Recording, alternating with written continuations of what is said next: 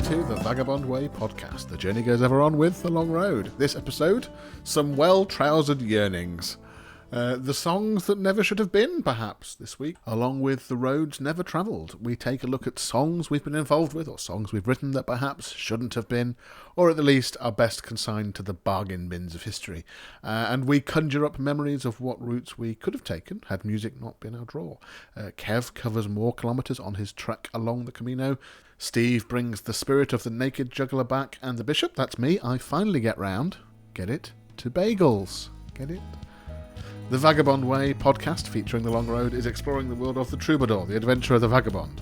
The world isn't beige, it isn't processed, it's authentic, it's rich, and it's real. If those are the sorts of sentiments that make your brain light up, then hop on board. We are embracing all of those things, we're celebrating all of that, and we'd love it if you joined us on the journey.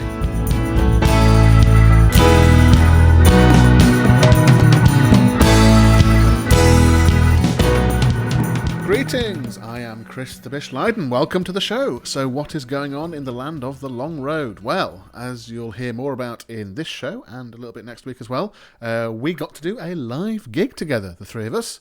Live streamed out into the internet land.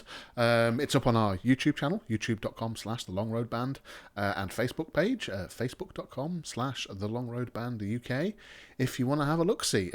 It features 5 brand new songs, never performed before songs, plus a bunch of others from our American Wilderness Odyssey album that's been out for a few weeks now. The brand new songs are starting to come out on the Spotify, etc. as well. Washed Away and Something's Gotta Change are out now, and the final 2, Down Here at the Crossroads and This Strange Motel, are coming out very soon. So, I mean, it was superb to be able to perform again as a band. It's been over a year since we last did it, although it was weird to be performing to a basically empty room. Sort of the weird sense of talking into the void that I get when I'm on a Zoom call, or indeed sometimes when I'm recording these bits for this podcast, but amplified a hundredfold when there's 3 of you bashing away at this music in an empty theatre. Almost a bit spooky, really. Anyway, we're thrilled that we'll be performing live again in just over a week at the Festival of the Artisan, alongside some of the best in UK acoustic musicians. Bella Hardy, Lil Roosters, Elaine Davidson, Blair Dunlop, as well as our fabulous Artisan Club session hosted by our own Kev Moore, featuring 4 upcoming artists who each have their own stories to tell. So, Friday the 26th of March and Saturday the 27th of March at festivaloftheartisan.co.uk. That's the place to be. All live streamed worldwide. You can still get hold of your virtual backstage passes to get access to exclusive videos from the artists, signed merchandise, discount codes with our sponsors, and much more. Head to festivaloftheartisan.co.uk/box office to get yours today. On to today's hashtag podcast content. It's actually quite coherent today, with even perhaps a moment of insightful social commentary for those who like such things. As usual, for this 3-way chat between Steve Bonham, Kev Moore and myself, I am going to hand over to me.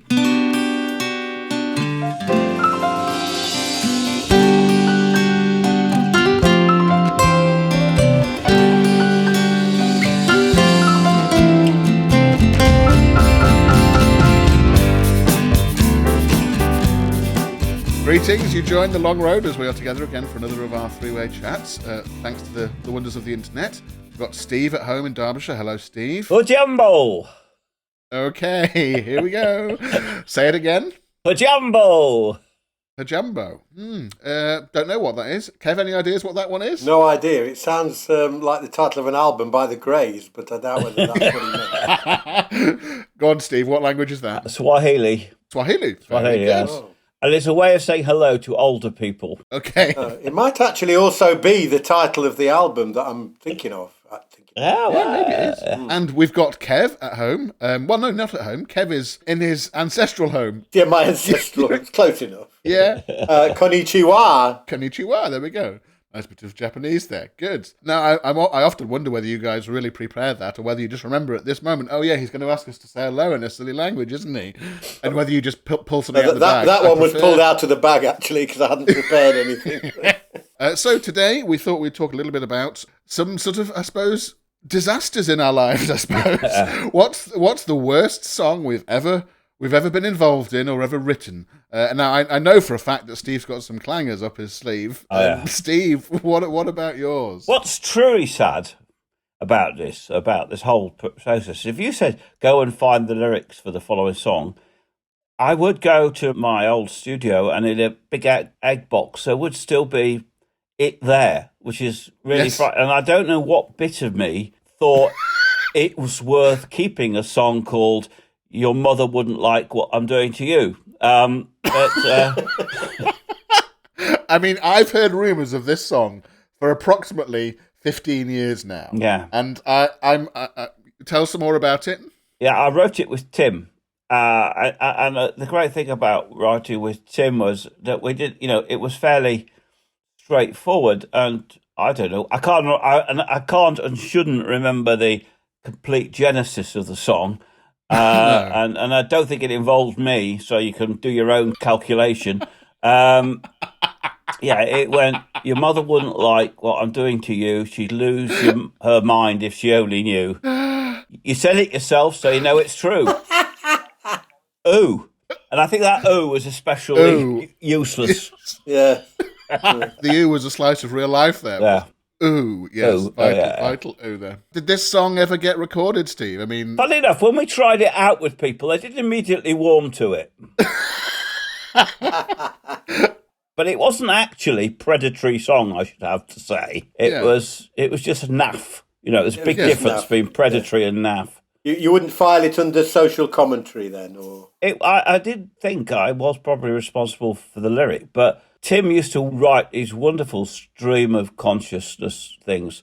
He had another song called The Bike Song, Oh, God, yes. which was about him falling off his bike on his way to see his girlfriend. And it has something, let me see if I can remember. It was sad to how you could actually remember the lyrics.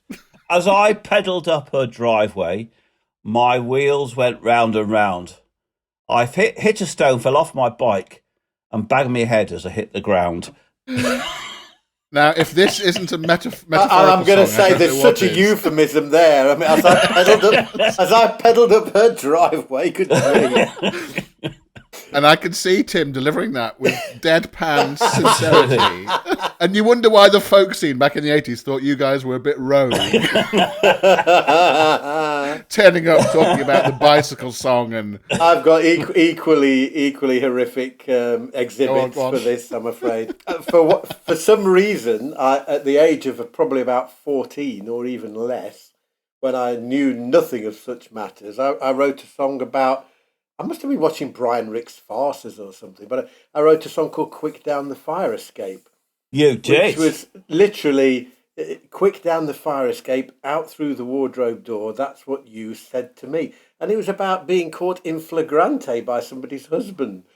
And I'm thinking, well, where did that come from at that age? Do you know, Yeah, that was an unusual. I've just had the most amazing flashback. So I can remember hearing that song. Yeah. So it got over the threshold of being... Oh, it did. really It got played. It had a yeah. good riff. I can sing you the melody. Da da da da da da da da da da da da da da da ba da ba. Yeah, There's a few songs, the well-trousered yearnings of the teenage boy there. isn't there? absolutely. Yes, Did you say the well-trousered yearnings? he did I say did. the well-trousered yearning, and I think we've got our title. Yes. There we go, the well-trousered yearnings. I'm reassured, though, that Kev also remembers this stuff. That is, I thought it was just me. No, I remember all the lyrics. And the other topic that sort of entered our brains this week was what other roads haven't been wandered? What might have been had our lives taken a separate path? The careers that we might have had we not become, the vagabonds that we have and doing all the wild and various things that we do. I mean, Kev, I can't remember, but I vaguely recall that you used to work at a power station or something when you were a teenager. I did work at a power station, which was horrific, really. But it was where my dad worked, but he worked in the instrument maintenance department, and I sat in an office. Now, I mean, you've both known me long enough now to know that putting me in an office is probably quite a strange place for somebody like me to be. So Yeah. I did slowly sort of die by degrees during my 3 years there.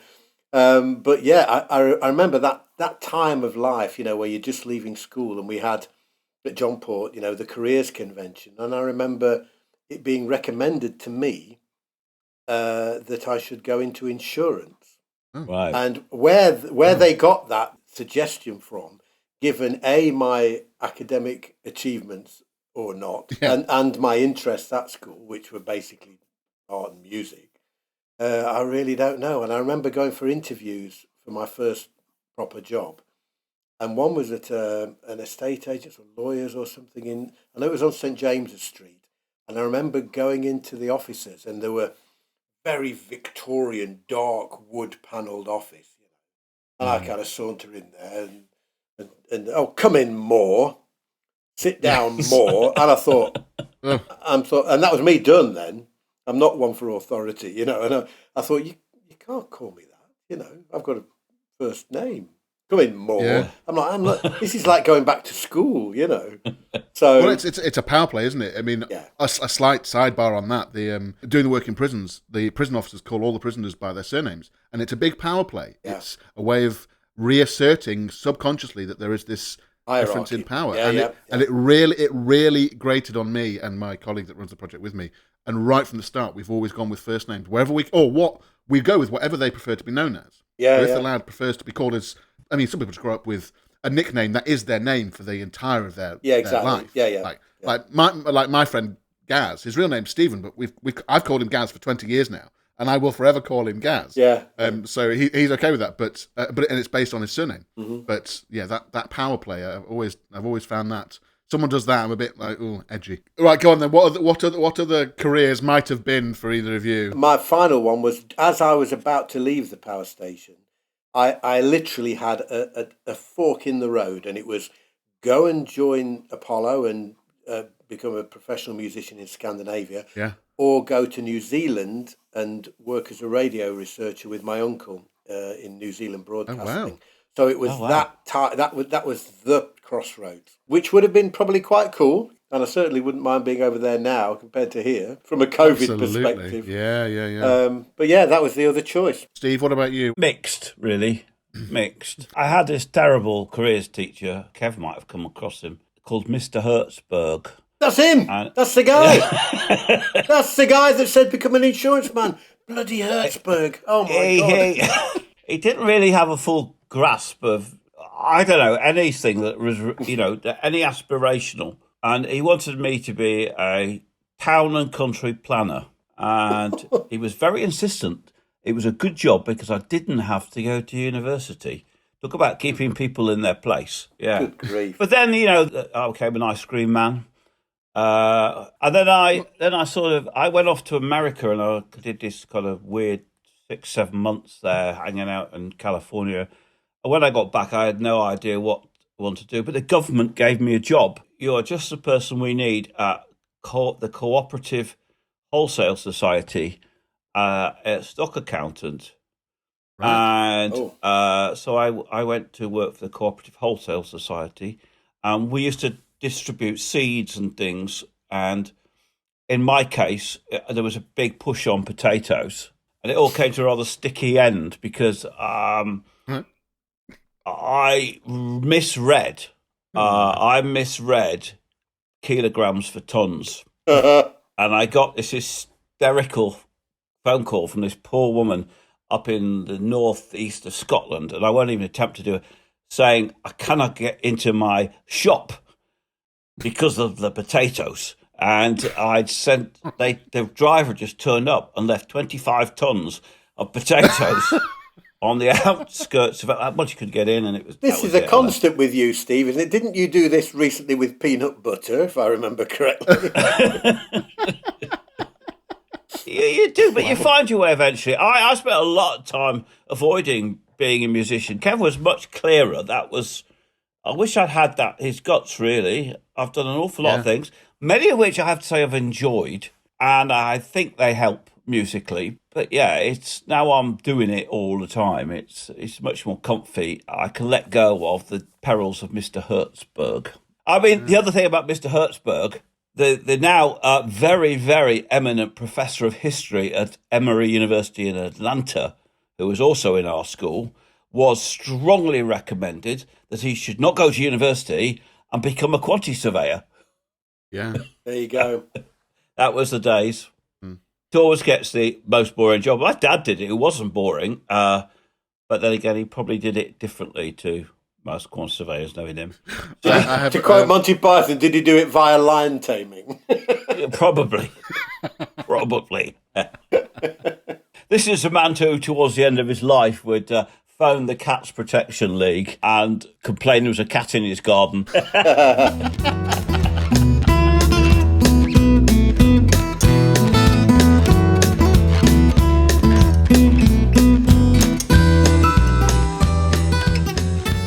I did a live gig last week, not on my own, but with the gang, with the boys, with the Long Road. How special was that?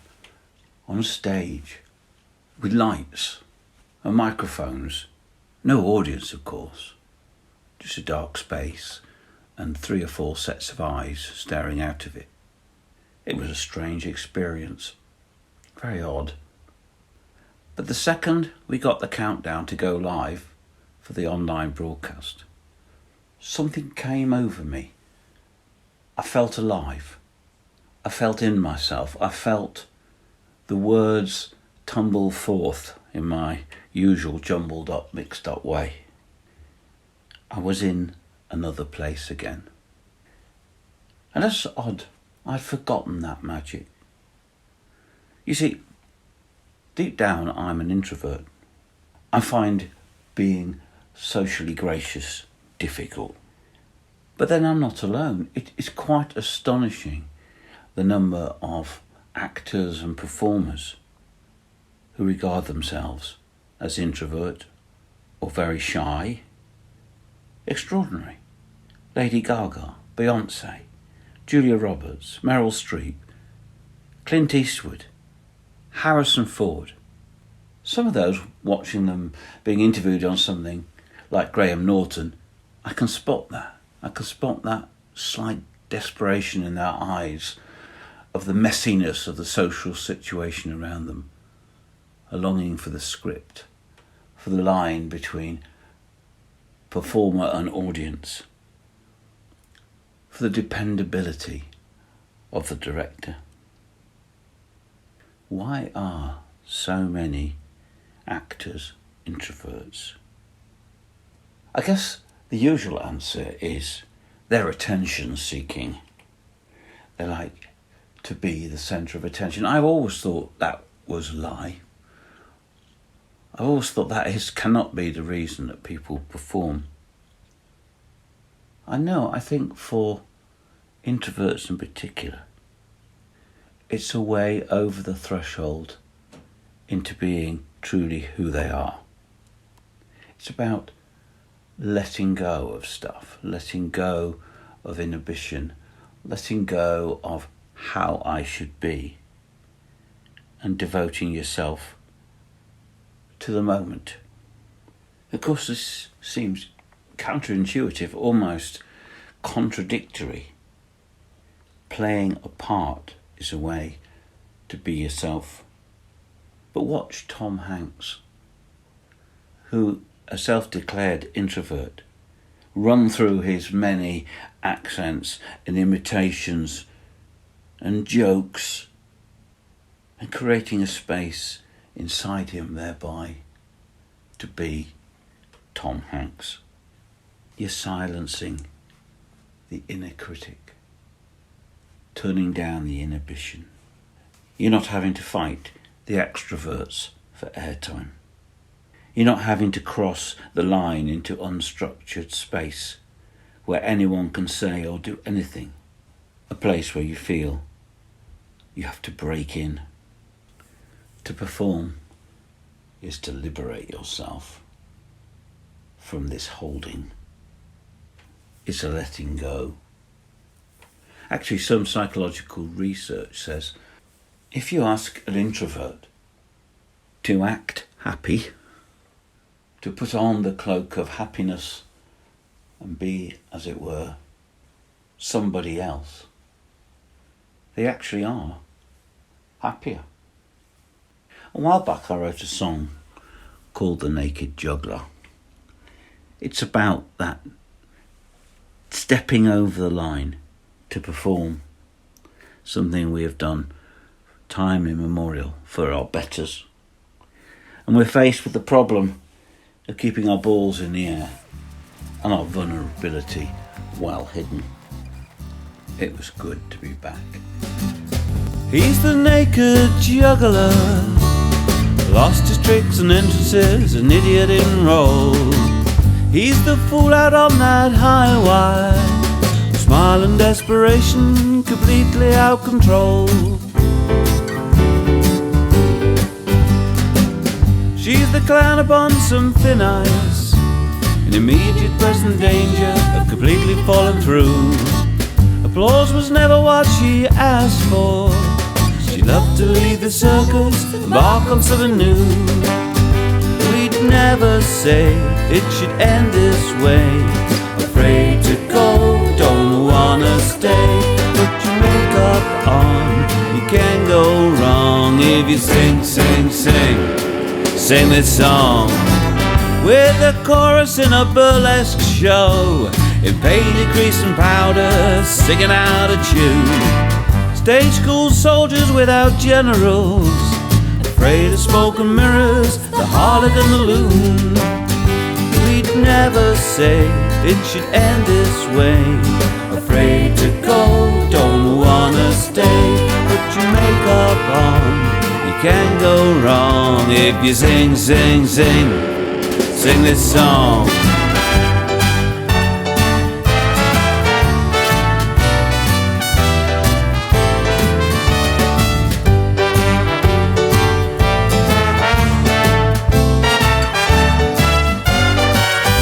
We'd never say it should end this way. Afraid to go, don't wanna stay. Put your makeup on, you can't go wrong if you sing, sing, sing. Sing this song. We're all trapped in the footlights, not for us to trooper, not for us to spot. Singing out some gaudy serenade, someone else's poetry, and us has Camelot.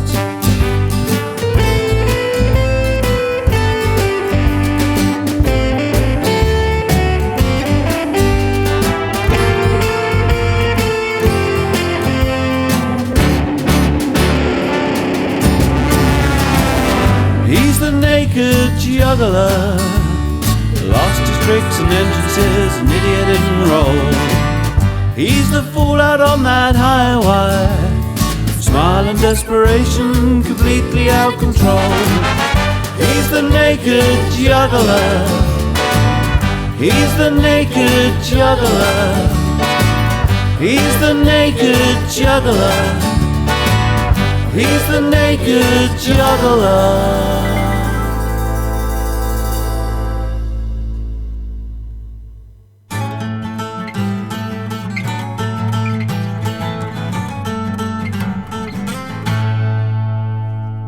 Hello again and welcome to Kev's Cafe Corner, where you join me once more on my Camino journey across northern Spain. You may remember, dear listeners, that you left me wondering whether I'd get out alive from the strange hostel in Avilés, run by a peculiar little man who looked like a Terry Pratchett Hobbit ZZ Top hybrid. As I finally got into my sleeping bag that night, I could hear the strains of a completely over-the-top Spanish soap opera through the paper-thin walls on the TV next door. Somehow I fell asleep, but when I awoke around 5:30 a.m, the soap opera was still playing. My mind began to play tricks on me. Was the soap opera on continuous loop, playing on a TV in front of the long dead corpses of forgotten tenants? I didn't plan on hanging around to find out, and coaxed some hot water out of the shower, threw open the shutters at 8 a.m. on Wednesday, October the 14th, to reveal rain-soaked streets 3 floors below. I held out hope there would be some uplifting scenery to carry me along today's 25 kilometres. Avilés was a little easier to escape than Gijón, though not before I'd stopped in a great little cafe for a bacon, egg and cheese baguette, hot chocolate and complimentary churros. I was almost out of town when I was stopped by a guy who seemed most perturbed that I wasn't on the actual Camino. He was about to offer me a lift, but I declined, saying it's cool. He drove off, shaking his head in despair, probably convinced that I was going to hell. I always end up back on the Camino eventually, but today did take a little longer. To my delight, it was once again lovely scenery, a direct contrast from the day before. Torrential rain would explode from the skies with no warning, and then, just as suddenly, beautiful warming sunshine would replace it. I gave up scrambling for my poncho or looking for somewhere to unhook my rucksack for the manoeuvre. It just wasn't worth it. A few minutes later, I'd be having to take it off again. I became at peace with the vagaries of the weather, knowing that if I got soaked for half an hour, 3 minutes later, the sun would be along to dry me. Unhealthy perhaps, but far less hassle. One such downpour found me racing for a farm outbuilding where I promptly put my foot in what felt like a lake. Seconds later, my hat dropped in it too. You've got to laugh. The next downpour got me just before one of the ancient wash houses, and I ran for cover. I slipped off my wet things, changed my shirt, and made a coffee while the heavens opened. There followed a fantastic hour or two of sunshine, and I made good headway towards Soto del Barco, where I had some tortilla to fuel the last leg.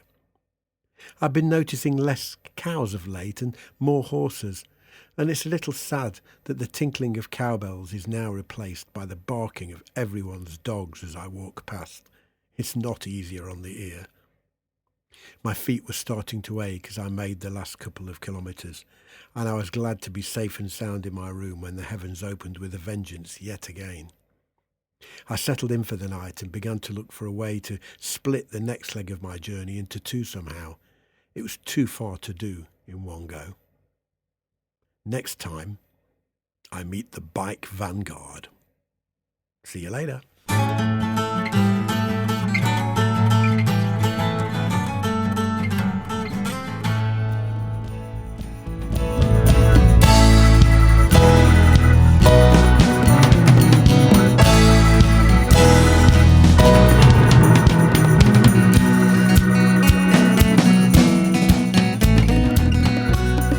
I think I've reached Marvel Cinematic Universe levels of teasing and story arc with this Bishop's Daily Bread entry this week.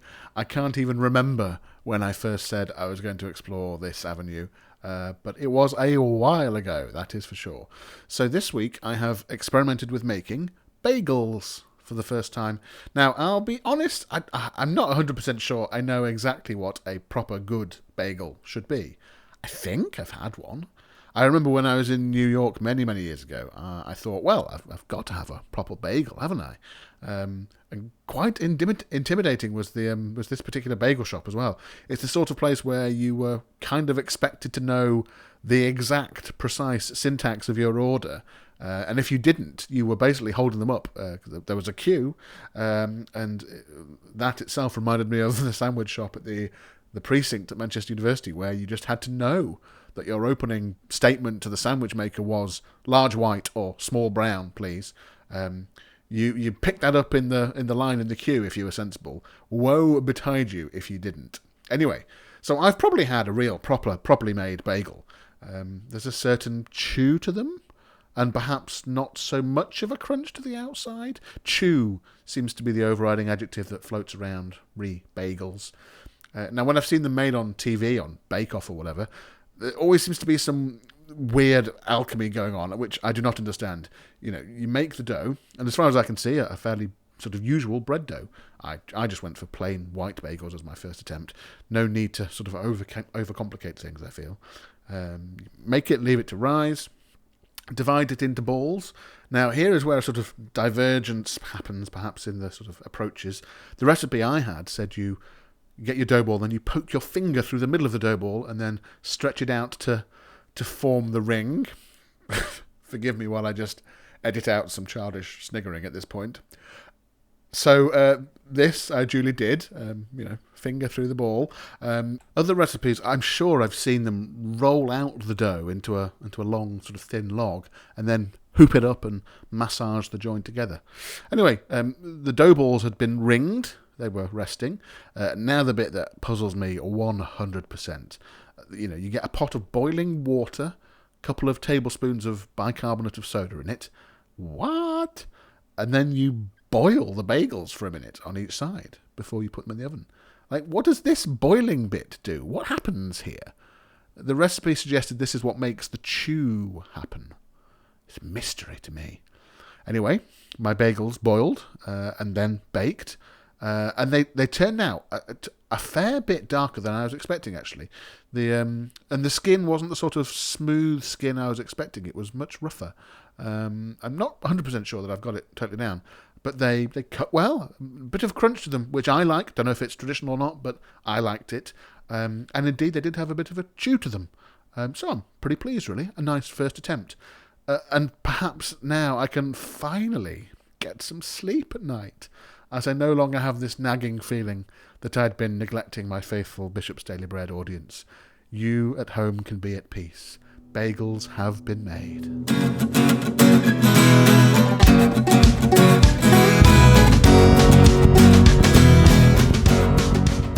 That's it for this week. Thank you for listening wherever in the world you are. Don't forget to subscribe to the podcast. We're on Apple Podcasts, SoundCloud, Spotify, Amazon Podcasts, and now YouTube as well. The next episode will be out next Friday.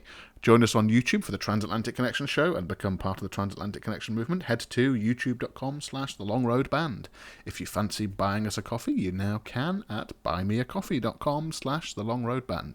It's dead simple to just drop us a few quid to support what we do. It even accepts Apple Pay and Google Pay. Super easy.